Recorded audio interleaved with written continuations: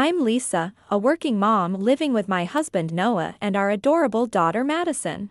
Noah works at a brokerage firm and spends every morning scrutinizing the newspaper to catch stock market trends. Perhaps because she's seen him do this so often, Madison always spreads out her own handmade newspaper at the breakfast table. This morning, she tore a page out of her drawing pad, sat down, and began explaining her news while staring at the blank page. The economy is bad again today. Oh dear, that sounds serious. What part of it is bad? Mommy's in a bad mood. Oh, that's a major issue. Madison, why is Mommy in a bad mood? Daddy's cheating, he's found someone he likes, and is spending a lot of money on them. I see. If that's true, then our household is heading for a Great Depression. No. Absolutely not. The only person I love is Lisa. Madison, with her unexpectedly sophisticated vocabulary that often makes us wonder where she learned it from, and Noah, who gets easily spooked by it, are my family. Despite the occasional dark joke, we live together happily and closely. However, as Madison grew, we started to feel that the apartment we lived in was becoming a bit cramped and inconvenient. After discussing it as a couple, we decided to take a big step and move. I'll be honest, I never thought I'd see the day we'd move into a high-rise luxury apartment. Me neither. They say you never know what tomorrow may bring, and it's really true. High-rise luxury apartment, I don't really get it, but it sounds tasty. Yes. I'm sure there'll be lots of fun waiting for Madison too. The moving process was tough, but with Madison's help, we managed to get it all done without a hitch. Madison was overjoyed with our new, spacious, and clean room. But, as expected, we adults were pretty tired. There's a lounge on the top floor of the high-rise, so we decided to take a break there. Wow, such a big room. And look, we're floating above the sky. And the chairs are so soft. Madison, since it's an elevator, let's not jump on the chairs, okay? Both. Being on the top floor, the height from the ground is no joke. You'll get used to the view in no time. More importantly, I'm thirsty. Let's order some drinks. Since our previous apartment was only 2 stories high, Madison was thrilled by the breathtaking view and the existence of a lounge for the first time. Noah seemed a bit intimidated by the overly high outside scenery.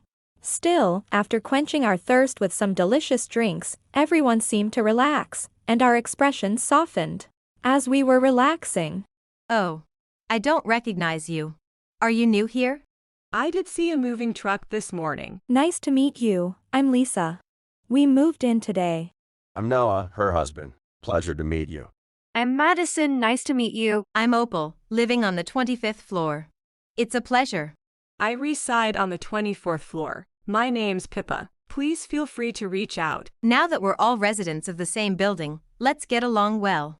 If there's anything you need to know, don't hesitate to ask us. Thank you very much.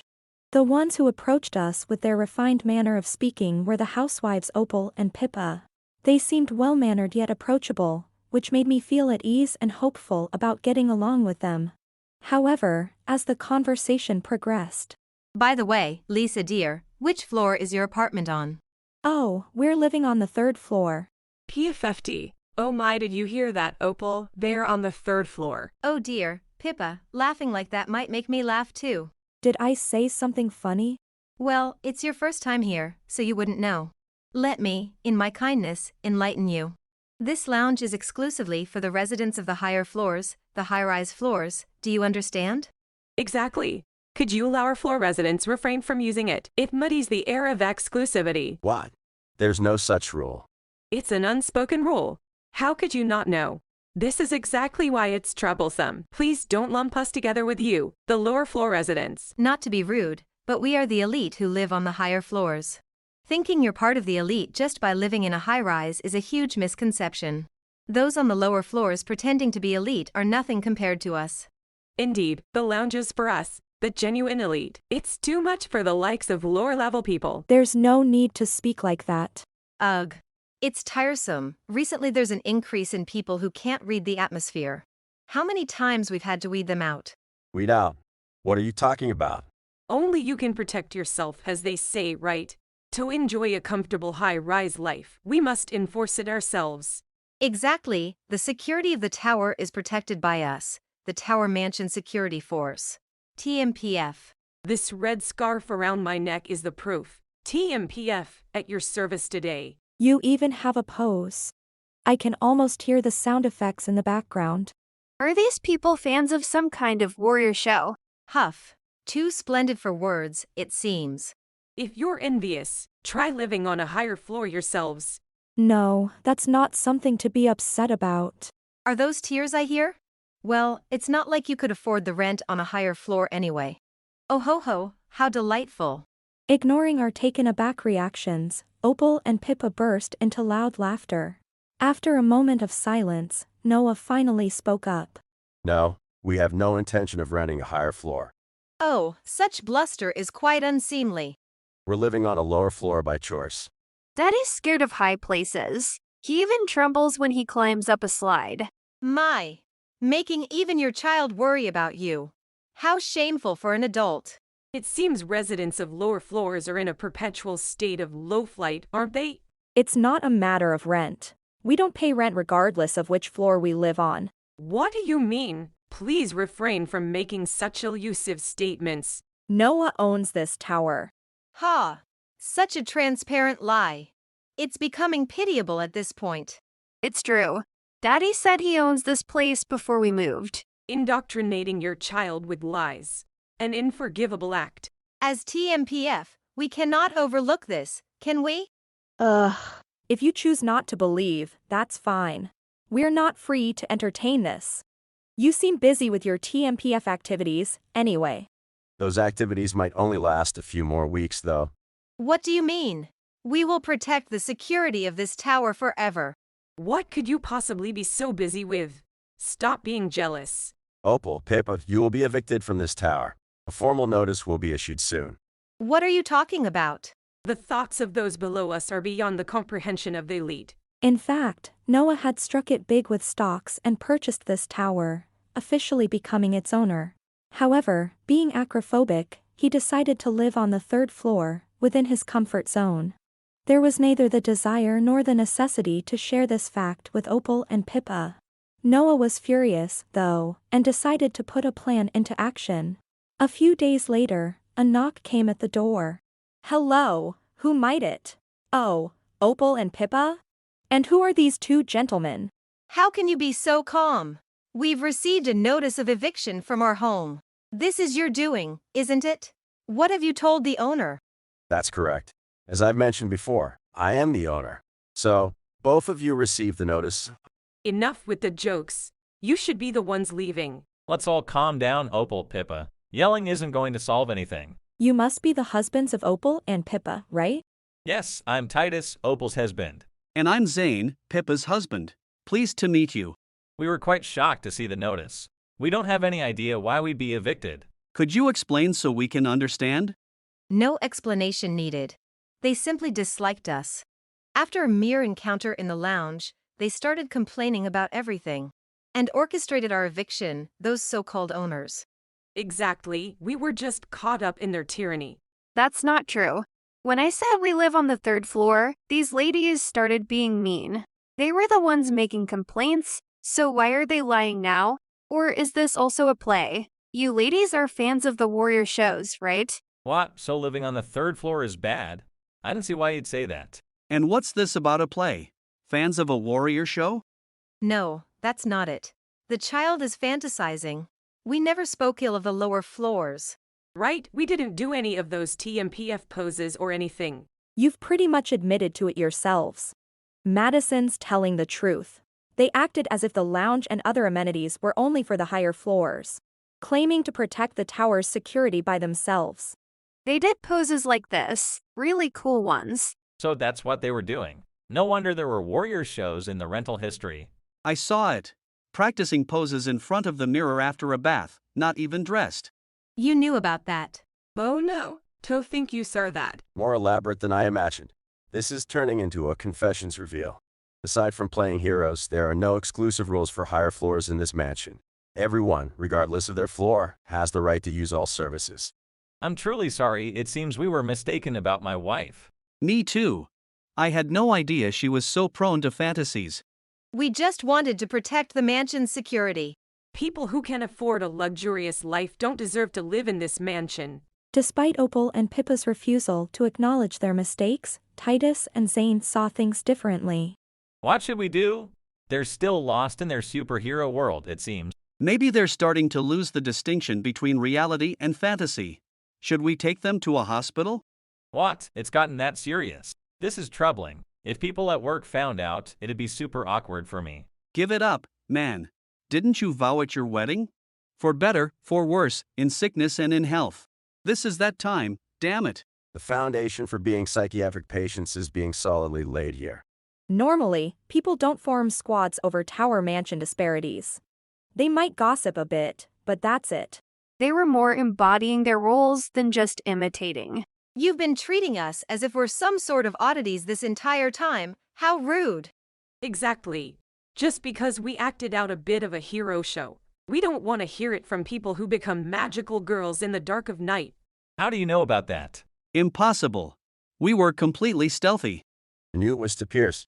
Never underestimate the gaze of a hero. As if we didn't know about the frilly suits hidden deep in your closet. You even had costumes ready. That's dedication. Well, now that we've been found out, let's go, Juicy. Leave it to me, Yummy. Together, we're magical fruits, Juicy and Yummy. Wow, perfect posing. Phew, it's not easy being this lively. You're making the child worry.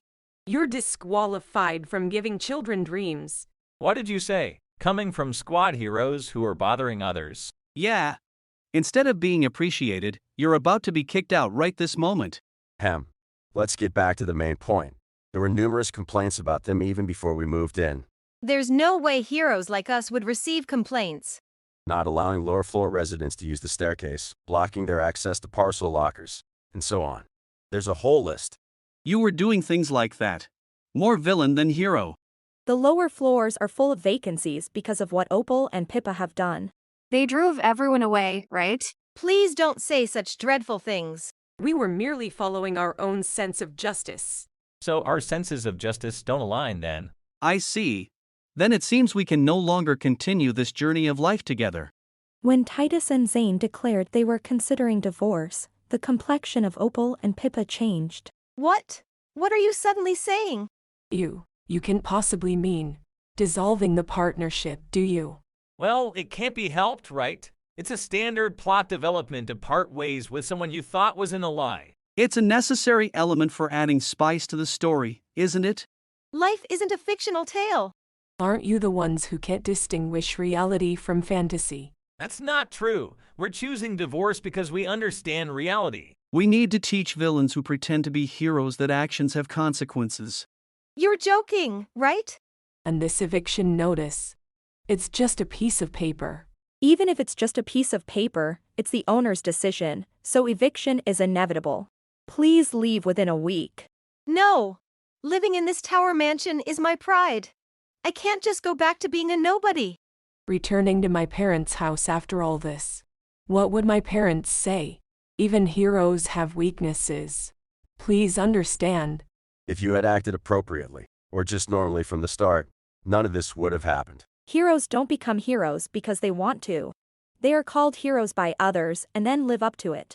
People call someone a hero, and then that person works hard to really be one. The same goes for magical girls. It's a reminder of what's truly important. We still have a long way to go. Then let's end with this. Our battle is just beginning. Thus, expelled from the Tower Mansion world, Opal and Pippa ended up being divorced. As both were homemakers, they naturally lacked personal funds and considered relying on their parents. However, their parents, already informed by Titus and Zane, were furious and turned them away. Left with nowhere to go, the two drifted from one internet cafe to another, attempting to find employment. Their days were marked by failure, as they listed TMPF on their resumes or claimed to have been heroes during interviews, leading to their dismal appearance far from that of heroes, now emitting a foul smell and covered in grime. Eventually, they settled for low-pay, high-stress part-time jobs, living a villainous end in a rundown apartment. Meanwhile, our family. Oh no. I came shopping but forgot my calculator. Now I can't calculate in advance if I'll stay within budget. Somebody help me. Leave it to me. When you're in trouble with calculations, calculator hero Madison to the rescue. I'll vanquish any calculation mistakes. Take this. Oh no. I'm defeated. Can I try something other than the villain next time? Nope, Daddy's always the villain. Why? Daddy's going to be drowned in sorrow. Because you have a secret stash that Mommy doesn't know about, right? And you enjoy parfaits all by yourself without telling Mommy, don't you? Noah, next time I'll be the hero. Lisa, it's a misunderstanding. Could you please put down that frying pan for now? Madison has fully embraced playing hero, while Noah and I regularly meet our downfall as villains. For some reason, the hero always has a knack for numbers, perhaps influenced by Noah's profession. Despite being soundly defeated day by day, our home never lacks laughter. Surely, this is a testament to our deep mutual love and trust.